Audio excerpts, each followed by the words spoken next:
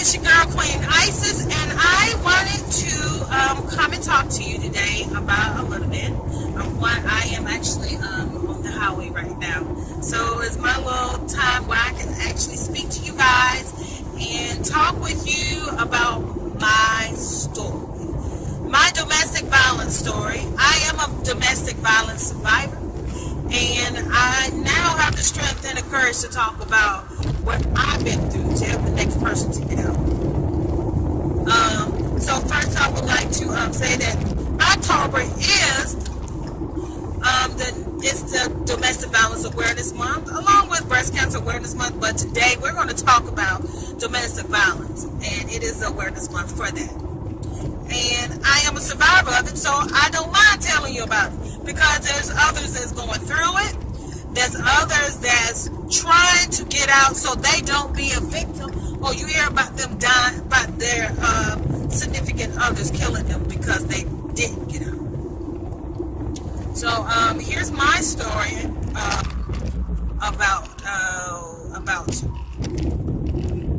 me and everything. Okay, so I was about, how old was I?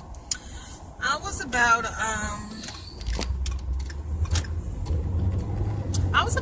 19, I would say. I was about 19 when this happened. My son, he had to be about 1 year old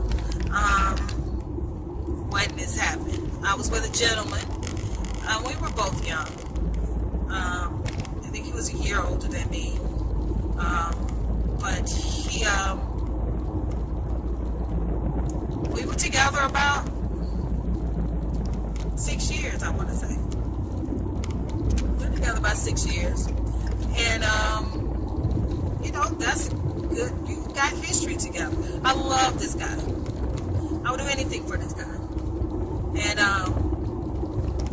so I decided to move in with him, me and my son. And everything was going wonderful. You know, at this time, racing wasn't a thought in my head.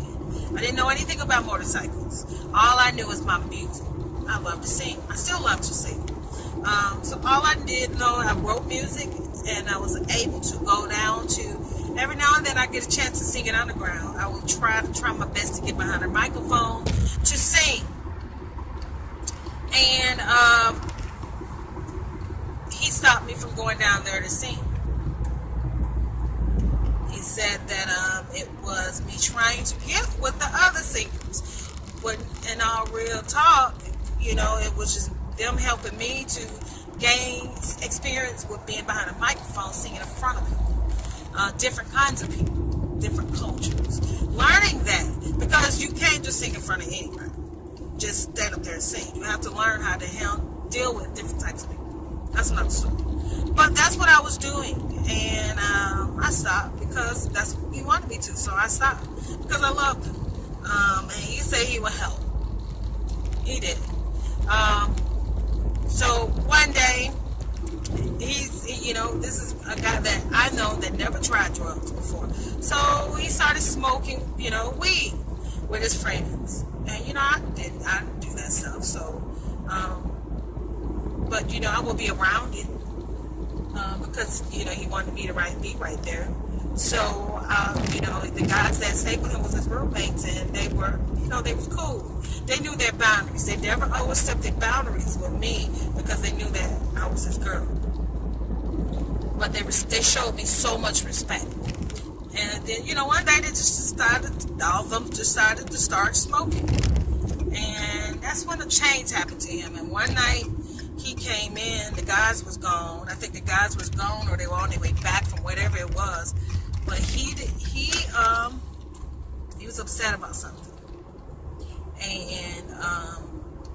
And I said, "Babe, you okay? Everything fine?" And he grabbed me and threw me across the room. I didn't ask you anything. Shut your mouth. I'm hurting right now. My back is hurting. Crying. Why did you do this? Why would you do that to me? I thought you loved me. Why would you do that? And when he realized what he did, it was, baby, I'm sorry. Baby, I'm sorry. Baby, I'm sorry. I promise you I won't do it again. I promise you. I believed him. The next day I got flowers. And he was telling me how much he loved me. And the guys was like, man, that's a beautiful thing, man. You know? He said, you never know. That might be your wife one day. And I'm looking like, I don't know. You know, they don't know what happened the night before. You know? Weeks go by, he's an awesome guy. Got high again. And this time he was really high. And he was upset about something. But this time he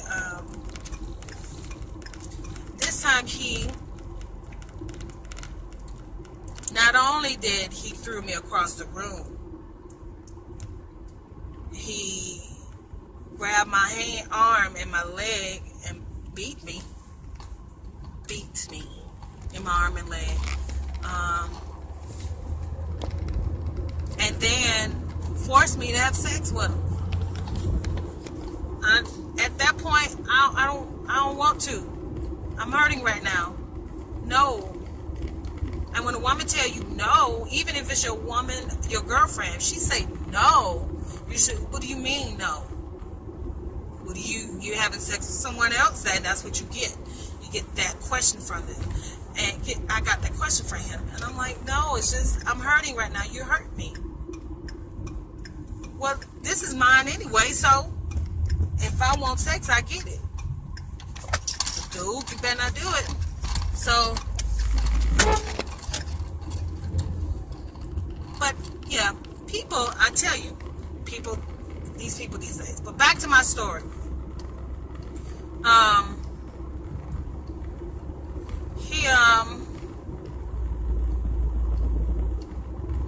He brought me flowers the next day. He had tears in his eyes. And you know, came to the room crying. I'm sorry, I'm so sorry. I told you once before that I wasn't going to do it. And he bought me flowers. Then he bought me jewelry. And I was like, it was beautiful. And I'm like, I believed him. Well, he bought me this necklace. It's beautiful. I'm assuming that he's sorry. And then a couple weeks go by, and this time he had to be high on something. It was something he must have tried different, and it wasn't him. And I knew something. I said, oh, there's something gonna be right this evening. So his boys was like, you know, they all tried something different. So his boys was passed out, and he was like, you know, come over here and do. And I was like, no, I'm not. I'm going to the room. I'm tired. And that's when I realized he knew how to. He locked me in the room. I couldn't get out. So when he came in the room, of course, again, he beat me. But this time he beat me. Threw me across the room. And I got up. I was able to, whatever's around me, I'm throwing. And I ran out of stuff to throw. And he threw me again. And then he made me have sex with him again. And at this time, I don't love you no more. I can't get up because you locked me in the room. So when he was done, he locks me in the room. It's like, you don't need to worry about getting out. Your mom's going to watch your son for a couple more days. I already called and talked to him. Okay. So he let me out the room. And then that's when I noticed that there was some girls in there. And they had the kids with them. And he had went and got my son. So my son was there. So he was like, before I walked out the room, he said, fix yourself. Fix myself, make sure I look presentable, you know, so nobody ever know that he's beating the shit out of me. And excuse my French. He's beating me. And so the girls knew instantly if someone right. So as they was like, hey, we're going to go get food, we'll be back. So they left and they said, you okay? And I said, you know, I kind of told them, you know, a little bit what's been going on. And they said, do he yell at you? I said, yeah, he really yells at me, and it's scary. I said, but, you know, that's because I make him mad sometimes. And then they said, that's not right. And I said, then they said, well, why are you holding yourself like that? And I said, well, I ran into something. You give excuses. And they said, well, let me see. Maybe, the girl, she was in school to be a registered nurse. She said, well, let me see. I'm in school to be a registered nurse. And I showed her, she was like, he's beating you. She said, you and your son need to leave with us. Leave so you can get out. So when they came back, we ate. Try to play it off because he doesn't know that they know now. So they was like, hey, we're getting ready to take the kids to the park. You want to come with us? And then I said, sure, I would love to come with you. I said, well, okay. She said, gather your things and let's go. And he was like, no, she's not going nowhere. And she said, well, no, she is coming with us. And we know what you've been doing. And she's coming with us. And he's like, no, she's not. And at that time, he's shoving me and my son. He, told my son, go in the room. Son went in the room. He walked his little cute stuff in the room. And then he said, you are go in the room. I said, well, no, I want to leave. At that time, he tossed me in the room.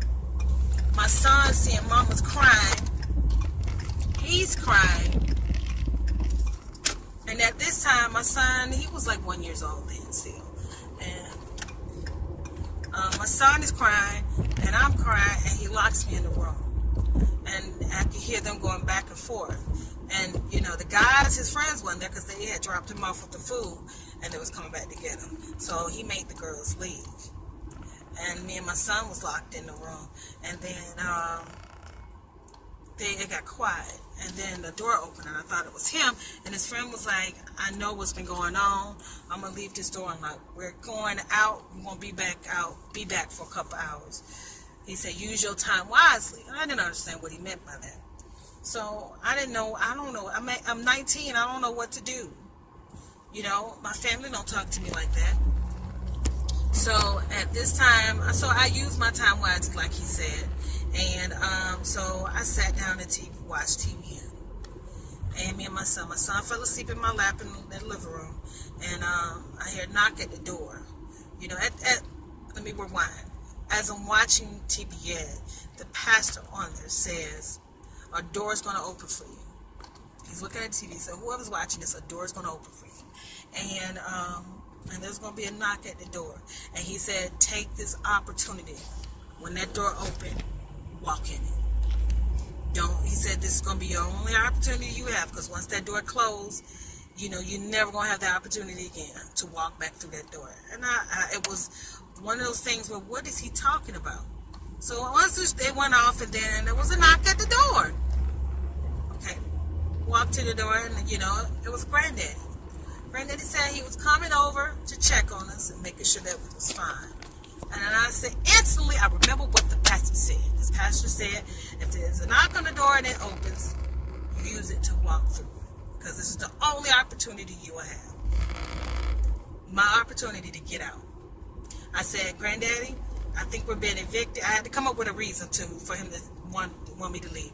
I said, Granddad, I think we're being evicted, and I need to leave. Gather your things and let's go. I gather as much as I can in a quick process. I grabbed all Jay's stuff, and I packed as many things as I can, and we put it in the truck, and we got away. I got out. My grandfather is my savior, my saving grace. He saved my life. He doesn't even know it.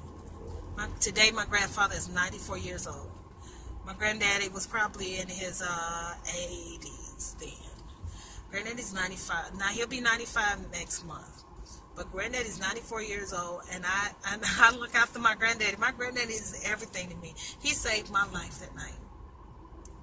And I will give everything to take care of him because he saved my life. I got out.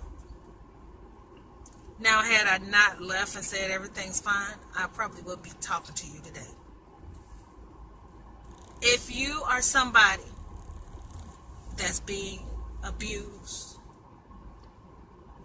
and you have an opportunity and that door has opened, take it. Because if you don't, there won't be another opportunity, and we'll be hearing about you on the news about you was beat to death by your boyfriend or by your husband. If you know somebody that is going through this,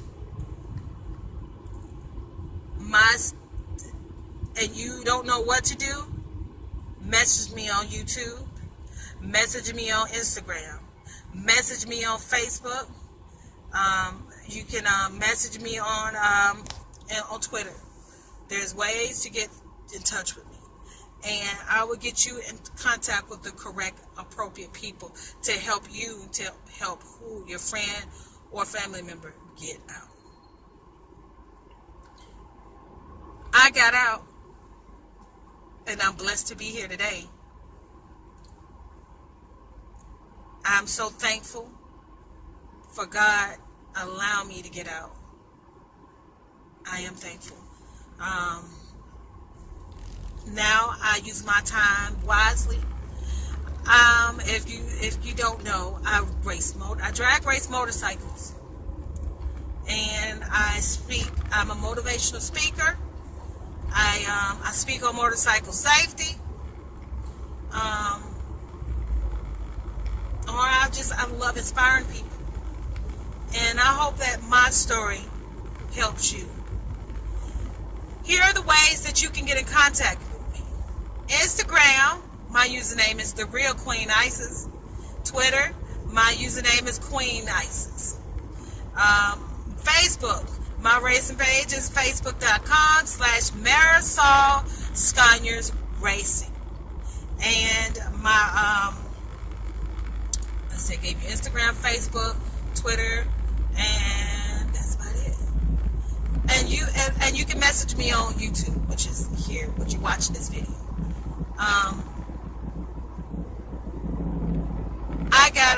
It is Domestic Violence Awareness Month. My name is Marisol Scaniers, also known as Queenisis, from Queenisis Racing. I am a domestic violence survivor. I got out. If you know somebody that needs to get out, let us know today. We'll be posting information on Facebook about the domestic violence hotline and everything you need to know to help the next person get out. All right, you guys be blessed and have an awesome day.